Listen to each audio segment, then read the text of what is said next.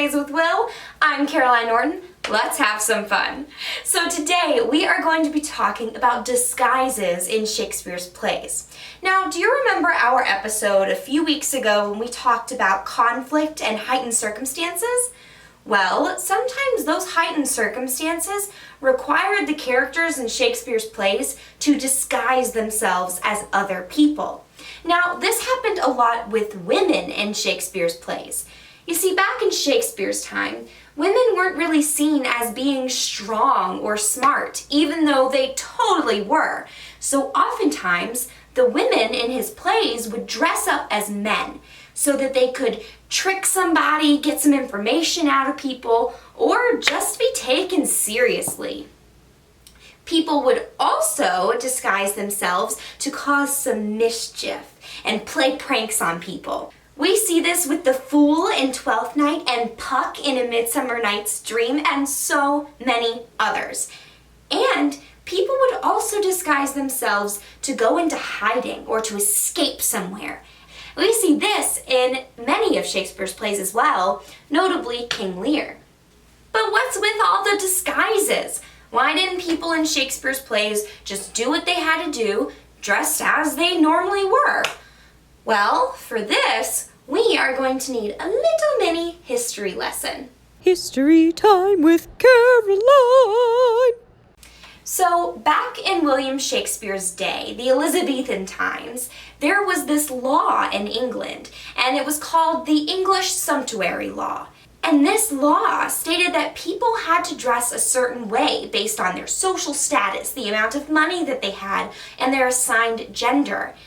So, basically what this means is a poor person couldn't dress like they were a wealthy person, and a wealthy person couldn't dress as a peasant. And women weren't allowed to wear clothes that were traditionally worn by men, such as pants. And if anybody broke this rule, they would be fined money, they could have their land taken away from them, and in some extreme cases, they were even killed. The one place where people could dress however they wanted was on stage. That's why this appears so much in Shakespeare's plays.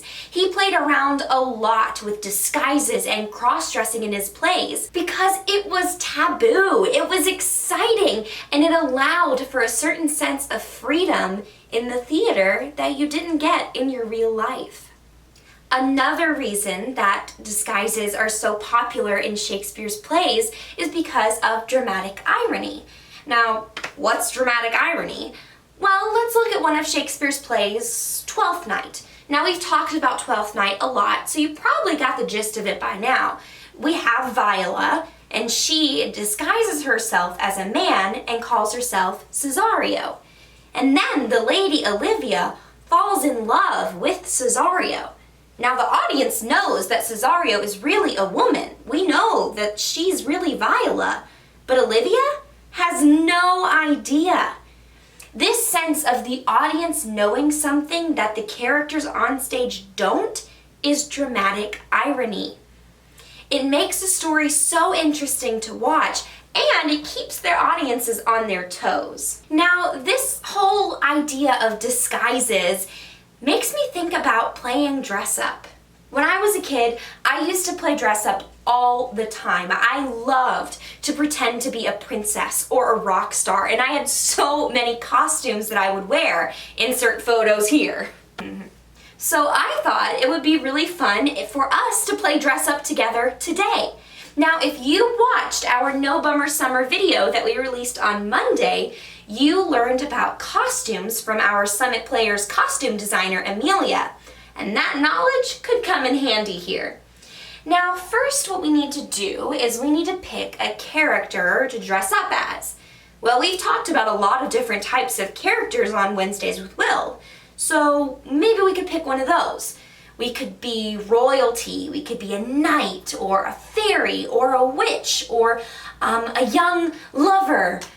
I think today I'm going to start by playing a fool, or the clown character. I'm a fool. You know what fools were known for in Shakespeare's days?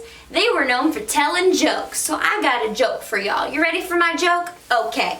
So, Shakespeare walks into a tavern, right? And then he says to the barkeep, "Hey, I'll have a beer." And the bartender looks at him, he says, "Sorry, dude, we can't serve you. You're barred." Some of you will get that on the way home. Nah, I like playing the fool. It's really fun, but I think I'm going to try something different. I think I'm going to be a witch. I'm a witch! Shazam! Abracadabra! Ooh.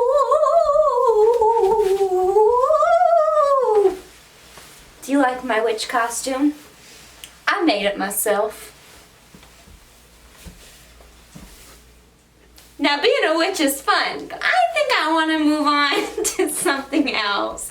How about I'm gonna be a young lover, like Romeo.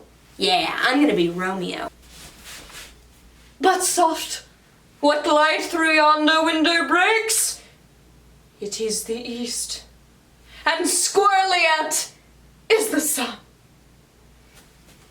What do you think of my costume, huh? You like my vest? You like my Shakespeare tie? Oh yeah, it's all in the details, people. Now, what do you think I should do next, huh?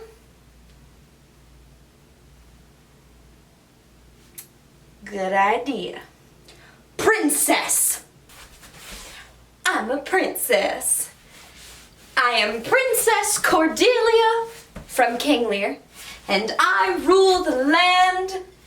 Not really. And then I marry the King of France. And then I'm the Queen of France. La da da da da da da.